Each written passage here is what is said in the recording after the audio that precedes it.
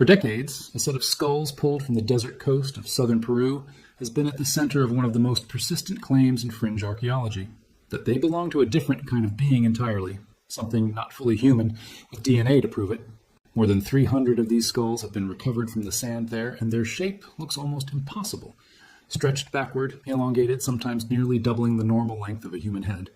That claim has been repeated in documentaries, books, and interviews for over a decade now. It's also, when you actually trace it back to its source, built on almost nothing. No peer-reviewed study has ever confirmed non-human DNA in a Paracas skull. Not one. What the real archaeology and the real genetics actually show is a different story, and in some ways, a far more impressive one, because it doesn't require aliens, ancient hybrids, or a lost bloodline from the Middle East. It requires understanding just how far human beings have gone, again and again, in cultures that never had any contact with each other, to physically reshape the human body on purpose. The skulls come from a site on the Paracas Peninsula, a stretch of desert coastline in what is now the Ica region of southern Peru. In 1925, a Peruvian archaeologist named Julio Tello began excavating there and uncovered something extraordinary, a burial ground containing hundreds of mummified individuals, wrapped in layer after layer of intricately woven textiles, some of the most sophisticated fabric work found anywhere in the pre-Columbian Americas. Tello is now regarded as the father of Peruvian archaeology, and not by accident. He was the first indigenous archaeologist to work in South America, and he insisted, against the fashionable theories of his era, that what he was finding was the product of local Andean ingenuity, not some outside civilization passing through and leaving its mark. That insistence turned out to matter a great deal, because outside origin theories about Paracas never really went away. They just kept changing shape. The culture Tello uncovered is now known simply as the Paracas culture, and it flourished along that stretch of coast roughly between 800 BCE and 100 CE, a span of about 7 centuries. These were skilled farmers and irrigation engineers who managed to sustain a complex society in one of the driest deserts on Earth, and extraordinary textile artists whose surviving cloth still displays colors and patterns vivid enough to stop visitors in their tracks in museums today. Here is where the actual scientific explanation begins, and it isn't a mystery in the sense that most retellings of this story like to claim. Skull elongation among the Paracas, and among a long list of other ancient cultures scattered across the world with no contact with one another, comes from a deliberate, well-documented practice called artificial cranial deformation. It works because of a simple, well-understood fact about human biology. An infant's skull is not a single solid piece of bone. It's made up of several separate plates that stay flexible and only gradually fuse together over the first few years of life, specifically so the skull can pass through the birth canal and then keep expanding to accommodate a rapidly growing brain. During that window, while the bone is still soft and the plates are still mobile, sustained, gentle pressure applied over months, using tightly wrapped cloth bindings, flat wooden boards, or a combination of both, can permanently reshape the skull into an elongated, flattened, or otherwise modified form. Once those plates fuse later in childhood, the new shape becomes permanent for life. This wasn't some obscure, isolated custom unique to one small population in Peru. Cultures on nearly every inhabited continent have practiced some form of intentional skull shaping at different points in history, entirely independently of each other. The Huns and various other populations across the Eurasian steppe practiced it, and the custom spread with them into parts of Central Europe during the era of the Roman Empire's decline, showing up in Germanic burial sites in places like modern-day Germany, Austria, and Hungary. Ancient Egyptian art occasionally depicts elongated head shapes as well, most famously in some depictions of the pharaoh Akhenaten and his family. And while scholars still debate exactly how much of that reflects real anatomy versus artistic style, deliberate head shaping was documented in parts of the ancient Near East independently of Egypt. Several indigenous cultures in North America, including groups in the Pacific Northwest and the Chinookan-speaking peoples along the Columbia River, along with communities in parts of the southeastern United States, practiced head shaping as a marker of status or ethnic identity, using cradle boards to gradually flatten or elongate an infant's skull over the first months of life. Communities in parts of Melanesia, including islands in what is now Vanuatu, practiced it as recently as the 20th century, well documented by anthropologists who were able to interview practitioners directly about their methods and reasoning. And multiple cultures across the Andes, not only the Paracas but earlier cultures like the Chinchorro and later ones as well, practiced some form of it too, sometimes for well over 2,000 years, running in the same general region. When you find the same basic practice showing up independently on opposite sides of the planet, In populations that had no possible way of communicating with one another, that's usually a strong sign you're looking at a widespread human behavior, rather than the fingerprint of a single mysterious bloodline. The reasons behind the practice varied by culture, but the underlying logic tends to repeat. In many societies, an elongated or otherwise reshaped skull functioned as a visible, permanent marker of social status or group identity, something that could be read at a glance and that couldn't be faked or removed later in life the way clothing or jewelry could be. Because the shaping had to begin in infancy and be sustained for months or years, it also signaled something about family investment and resources. Only certain households, in some cultures, the elite, had the ability to maintain the process correctly. In the Paracas case specifically, researchers examining burial patterns have found that skull shape sometimes correlates with the richness of the burial goods and textiles found alongside a given individual, which fits the broader pattern of head shaping as a marker of status within a stratified society, rather than a marker of a different biological population entirely.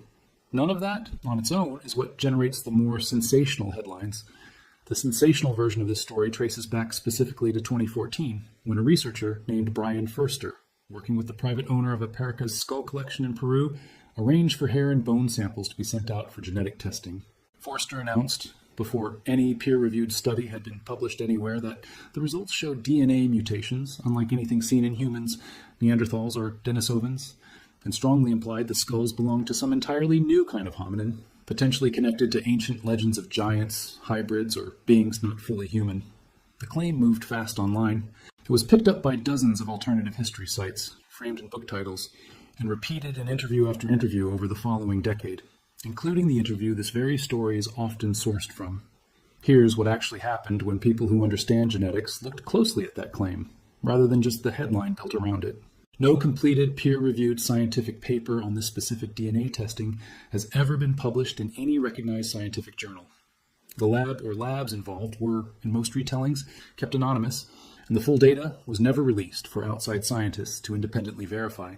Multiple published fact-checking investigations into the story found that the samples had documented contamination issues, that different labs involved reportedly returned inconsistent results from each other, and that the specific claims about entirely novel genetic mutations were never demonstrated using any transparent, reproducible methodology. Genetic contamination is a serious, well-known problem in this kind of work, specifically because hair and bone that have been handled, stored, and displayed in private collections for decades, sometimes mixed together with unrelated skulls in the very same boxes, pick up modern human DNA constantly, from museum staff, from collectors, from anyone who has ever touched them without full protective sequencing protocols. A result showing an unusual or unexpected genetic profile from a sample like that is far more likely to reflect contamination or degraded, poor quality DNA than a previously undiscovered branch of the human family tree. This matters because the researchers making these claims were not working within any established credentialed genetics research program, and the specific scientific claims involved, a new form of hominin identified through informal hair sample testing outside of peer review, would represent one of the most significant discoveries in the entire history of human evolutionary biology, if it were true. A finding on that scale would not stay confined to blog posts and self-published books. It would dominate the cover of every major scientific journal on Earth within weeks. It hasn't in over a decade, and that absence is itself a meaningful piece of evidence. So what does legitimate, peer-reviewed ancient DNA research actually tell us about the people of the Andes, including cultures like the Paracas? This is where the real story gets genuinely interesting, because the honest answer connects to one of the biggest, best-supported migration stories in all of human history. Every population in the Americas, from the northern reaches of Canada down to the southern tip of Chile, descends from a wave of migration that began in Siberia, crossed into North America across the Bering Land Bridge, a strip of exposed land connecting the two continents during the last ice age, and then spread southward over thousands of years, eventually reaching every corner of two entire continents. That migration wasn't a single quick event either.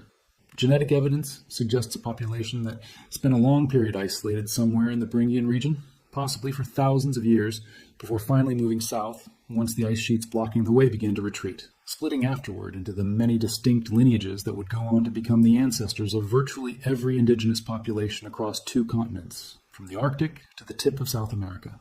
Genome sequencing from ancient burial sites across the Americas, including multiple sites in Peru itself, consistently shows the same underlying signature, populations descended from that single ancient migration, closely related to other indigenous populations throughout the Americas, and ultimately tracing back to Siberian and broader East Asian ancestral populations from before the crossing ever happened.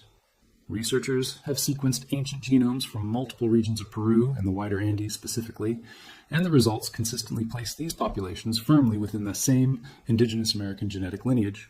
There is no published, credible genetic evidence placing any pre-Columbian Andean population, Paracas included, outside of that lineage. No unexpected Middle Eastern component.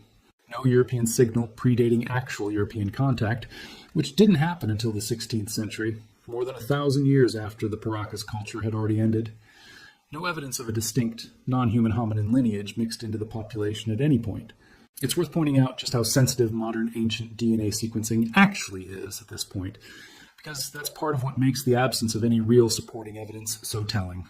Properly conducted ancient DNA work, run through accredited labs with contamination controls, clean room extraction procedures, and published, peer-reviewed methodology, has successfully identified incredibly subtle genetic signals and remains far older and far more degraded than anything found at Paracas, including entire extinct human lineages like the Denisovans, first identified from nothing more than a single fingerbone fragment found in a Siberian cave. If that level of technology exists and routinely gets used successfully elsewhere, the complete absence of any properly published, peer-reviewed genetic study on the Paracas material after more than a decade of public claims isn't a small gap. It's close to the entire story. That last detail is worth sitting with for a moment because it directly undercuts one of the most repeated claims in the pseudoscientific version of this story. That reddish or lighter-colored hair found on some Paracas mummies proves a Middle Eastern or European genetic connection. Hair color in preserved ancient remains is notoriously unreliable as a marker of ancestry on its own because it changes dramatically after death. The natural pigment in human hair, called melanin, is chemically unstable, and it degrades and oxidizes over time, especially in the specific desert burial conditions found at Paracas, where bodies were naturally desiccated by intense heat and extremely low humidity rather than being embalmed. Hair that was originally black or dark brown in life can shift toward reddish, auburn, or blonde tones after centuries or thousands of years of chemical breakdown, entirely independent of the person's actual ancestry or living hair color. Forensic and archaeological researchers studying mummified remains from multiple cultures around the world, not just Peru, have documented the same color shift phenomenon repeatedly. Reddish hair on an ancient mummy is, on its own, essentially meaningless as ancestry evidence. It tells you far more about post-mortem chemistry than about where someone's ancestors came from. The same kind of careful scrutiny applies to the specific anatomical claims that get repeated as evidence for something unusual going on with these skulls, beyond the shape itself. Claims about the position of the foramen magnum, the opening at the base of the skull where the spinal cord connects to the brain, being dramatically displaced compared to typical human anatomy, show up constantly in this story. It's true that intentional cranial shaping can shift the position and angle of the foramen magnum to some degree, because reshaping the skull vault inevitably places different mechanical stresses on the base of the skull as it grows and fuses. But a shift in position caused by external binding pressure during infancy is a very different thing from evidence of a completely different skeletal structure or method of movement. And no rigorous comparative anatomical study, using proper measurement techniques and adequate sample sizes, has demonstrated that Paracas skulls fall outside the range of variation you'd expect from artificially deformed human skulls elsewhere in the world. Claims about missing sutures, the seams where skull plates fuse together, or unusual skull volume and weight, tend to rely on visual impressions from small numbers of skulls, rather than the kind of systematic published measurement data that would actually be needed to support a claim this extraordinary. None of this means the Paracas skulls are boring, or that there's nothing left worth investigating. If anything, understanding what they actually are makes the real story more impressive. Consider what it actually took to produce these skulls using entirely mundane means. Parents, generation after generation, over roughly 7 centuries, had to begin binding an infant's skull within days or weeks of birth, using cloth wrappings or flatboards positioned with real anatomical precision, and then maintain that binding consistently for months, adjusting it as the child grew, all without modern medical knowledge, and apparently without causing the kind of catastrophic injury or mortality you might expect from applying sustained pressure to a developing skull. That is a level of accumulated, transmitted anatomical knowledge, passed down through practical apprenticeship across generations of Paracas mothers and caregivers, that deserves genuine respect rather than being waved away in favor of a more sensational explanation involving ancient aliens. There's also the broader mystery that actual archaeologists are still working on, and it has nothing to do with genetics at all. Nobody has fully explained why cranial shaping became so important to Paracas society, specifically more prominent there than in many neighboring Indian cultures, or exactly how the practice connected to the elaborate textile traditions. The trepanation surgery also documented at Paracas sites, meaning actual surgical opening of the skull that some patients demonstrably survived and healed from, and the wider spiritual and social world these people constructed along one of the driest coastlines on the planet. That trepanation detail deserves more attention than it usually gets, because on its own, it's one of the most genuinely remarkable things found at these sites. Surgeons across multiple Andean cultures, including Paracas, opened patients' skulls using sharpened obsidian or metal tools, sometimes to treat head injuries from combat or accidents, sometimes for reasons that remain unclear. And bone recovered from these burials shows something extraordinary. Clear evidence of healing around the edges of the surgical opening, meaning the patient survived the procedure and lived on afterward, in some cases for years. Survival rates estimated from skeletal evidence at various Andean trepanation sites run surprisingly high for surgery performed without anesthesia, antibiotics, or any understanding of germ theory. That's a real well-documented medical achievement, and it says something meaningful about the level of practical anatomical knowledge these societies had accumulated, entirely independent of any question about the shape of their skulls. The textile side of Paracas culture reinforces the same basic picture.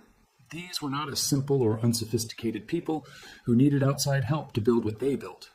Some of the burial mantles recovered from Paracas sites contain hundreds of individually embroidered figures, woven using cotton grown in the coastal valleys, combined with alpaca and vicuña wool carried down from herding communities high in the Andes, evidence of long-distance trade networks connecting the desert coast to the mountains well before anyone in the region had wheeled transport of any kind.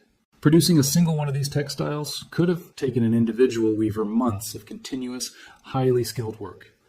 Multiplied across the hundreds of burials Tello and later archaeologists uncovered, that represents an enormous, sustained investment of specialized labor, artistic tradition, and technical knowledge passed down through generations, entirely consistent with a complex, stratified society perfectly capable of developing its own elaborate cultural practices, including cranial shaping, without needing any outside population to introduce the idea.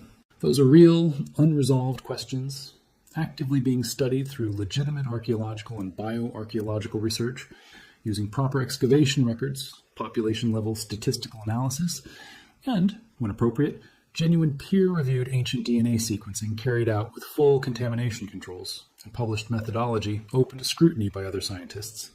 That's a genuinely fascinating, still unfolding area of research. It's just a completely different story than the one built around unverified hair samples and undisclosed lab results. It's worth asking, honestly, why the alien and Nephilim version of this story has had so much more staying power in popular culture than the real one. Part of the answer is simple.